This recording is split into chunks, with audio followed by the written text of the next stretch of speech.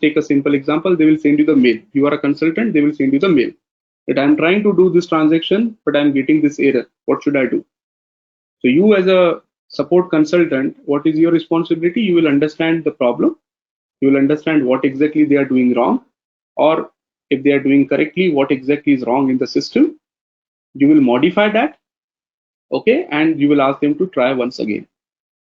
So ultimately, your objective is to help the business users to perform those business transactions. So that is called as a support project. Then the third kind of project is rollout. Okay, what do you mean by rollout? Rollout means, again, customer already implemented SAP system. Okay, but now there is a requirement that they want to add a new plant or they want to add a new company. Let's take a simple example. Reliance has already implemented SAP system. Okay, but currently they created 4 companies or they created 4 plants. One plant in Bangalore, second plant in Hyderabad, third plant in Pune, and fourth plant in Mumbai. These are the 4 plants which are already available in SAP system for Reliance. Now, Reliance wants to open a new plant. Okay, they want to open the new plant in Kolkata. So this new plant has to be added in SAP. So this is called as a plant rollout.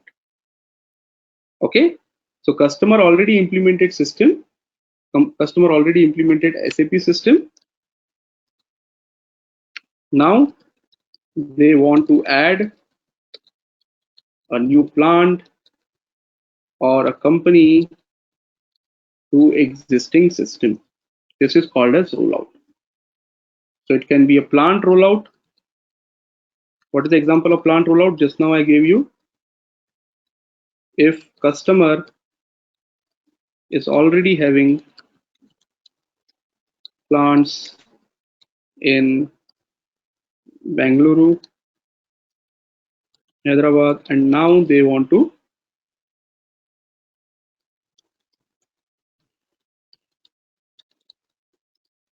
extend to Pune, for example. So this is an example of rollout projects where you are implementing.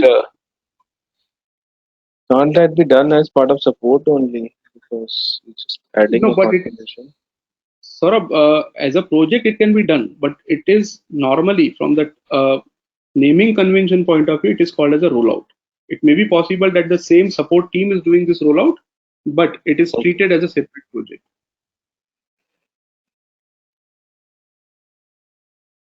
See, let me give you one example. Now, support can be done by internal team or it can be done by external vendor. Okay, so for example, if this is Reliance is taking the support from, let's say, TCS, Accenture, okay, Infosys. So if they are taking the support, normally within support, rollouts are not included. So if you entered in the agreement with Infosys, if you entered in the agreement with Accenture, that you will support them on day-to-day basis, it will not include the rollout because rollout is considered as a separate project. For rollout, there has to be the separate project created and you may hire a separate contractor, a separate company to do this rollout. But if it is an internal, let's say your support team is internal team. Okay, same Reliance is having their own internal team. In that case, they will not worry whether it is a separate project or the same project, right? Because ultimately the team is responsible for all the support which is required by the internal organization. And that is the reason in that you will not be realizing that this is a separate project. But actually speaking, when it comes to the industry, rollout is treated as a separate project. It is not part of the regular support. Saurabh, I hope you got the answer. Yeah, it's clear. Thank you. Okay, so this is called as rollout. And the last project, which is called as development project. Development project means customer again is already using SAP. Customer already implemented SAP system. Now they want change some functionality, some standard functionality. They are not happy with the standard functionality which comes with SAP, so they want to modify the standard functionality and develop their own functionality. Okay, so many times you will find that in many big organizations who are using SAP, there is a completely separate team for development. They are completely working on new change requests which are being done by the business, that business is not happy with the standard functionality, they want to change this particular functionality in the system. So that is called as a development project. Okay, in the development project, the functional consultant's responsibility is to understand what change is required. Okay, what change is required by the customer, and you have to explain this change to the ABAP team. ABAP team is normally responsible for making these changes. So there is a strong integration required between, or strong communication is required between the functional consultants and the ABAP consultants when you are working on the development project. Okay, so these are the main four kind of projects. Implementation, where customer is implementing a new SAP system. So maybe customer was not using SAP at all. This is the first time customer is implementing, or even a customer can re-implement also, which means customer was already using SAP, but due to some reasons he wants to re-implement because some of the functionalities were not implemented properly earlier. So he's re-implementing. Second is support, which is day-to-day activity. When the customer is already using SAP system, they will get some issues on day-to-day basis. So that would be resolved during the support project. Then you have a rollout, where a customer is opening a new branch, a customer is opening the new legal entity, and that needs to be bring in the SAP system. Finally, you have a development project. In the development project, you are responsible to understand the business requirements from your customer, explain that change requirement to your ABAPer. ABAPer will make the changes. Again, you will test it, and then you will give to the business users to verify whether it is properly developed or not. Okay, so again, just remember whatever we are discussing, this is very high level. What will be happening in the implementation project, what will be happening in the support project, what will happen in the rollout project, all these things we are going to discuss in detail practically in the system also. Okay, so as of now, I'm just giving you the brief. So I know today's session was a little bit too technical, but the thing is, I could have avoided it. I was avoiding this previously in my previous batches.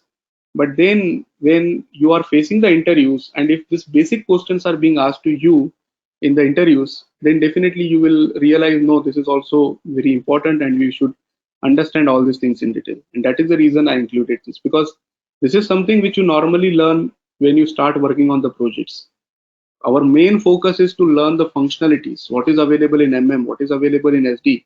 But before I jump onto those functionalities, these are some basic things that you should know when you start working on any SAP projects. That is the reason over this next 2-3 more sessions, I'll be only discussing this basic parts before I jump onto the standard business processes in MM, SD, FICO in detail. Okay, any questions? Yeah, I have one question. SAP migration is also one type of project, no? We can include here. It is Yes, so migration, I will come to you. This migration is actually part of implementation. I will talk about that. Maybe I can write one more thing here.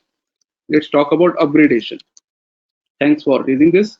Upgradation means if you want, again, customer is already using SAP. Let's say customer is using currently customer is using SAP S4 HANA 1709, which was released 2 years back, and now they want to upgrade.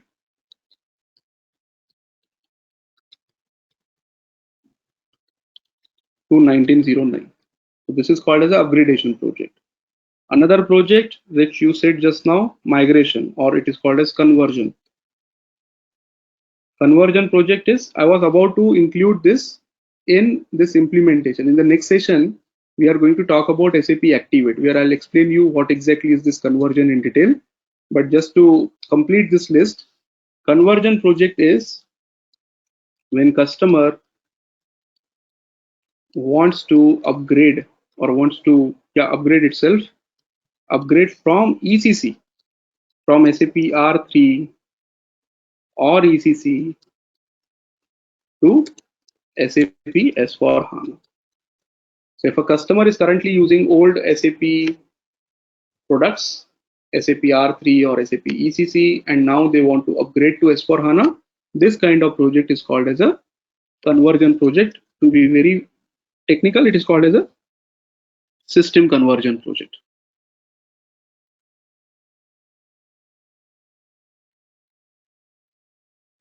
Okay, Robbie, you got the answer? Yes.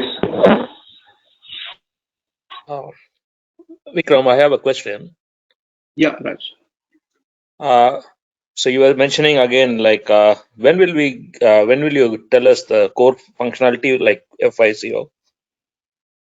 It will be after maybe another 2 sessions. I need to complete this concepts, and then we will be discussing individual functionality in detail.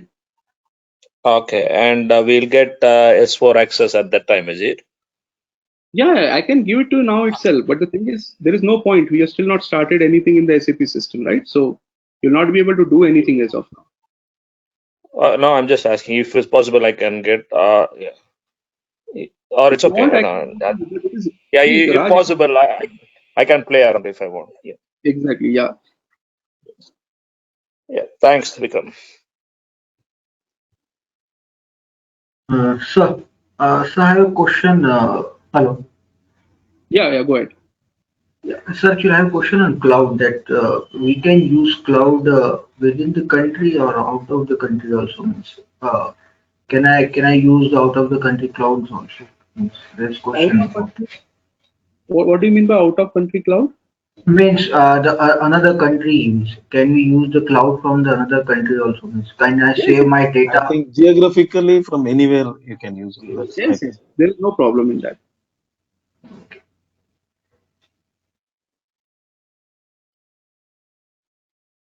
Only thing is that GDPR is in place now.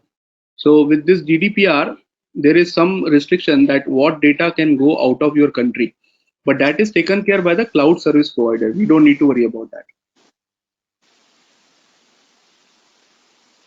So example, if see when SAP provides you the cloud system, they will provide you, let's say they provided the hardware which is located in Germany. Okay, just for example, they provided you the hardware which is located in Germany, and you are trying to access that data, you are trying to access that system from here, and you are storing the data which is related to your own employees, which are Indian employees, and you are storing that data in the system which is stored in Germany. So there are some GDPR rules which says that your data should not be stored out of your country, and that is the reason SAP has already taken care of it, and they will provide you the server which is located within your own country itself. But that is something which will be taken care by SAP. We don't need to worry about that. Okay.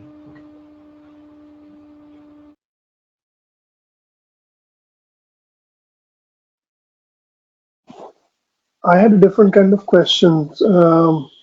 Yeah. So when it comes to IT cost, SAP cost regarding, let's say, point 1 and point 2, option 1 and option 2, would how would it get?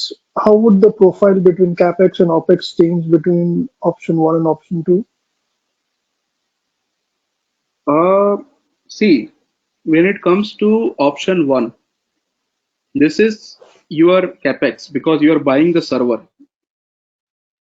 Okay, when you are buying the server, it would be your capex because you need to consider it as your asset, and whatever depreciation is calculated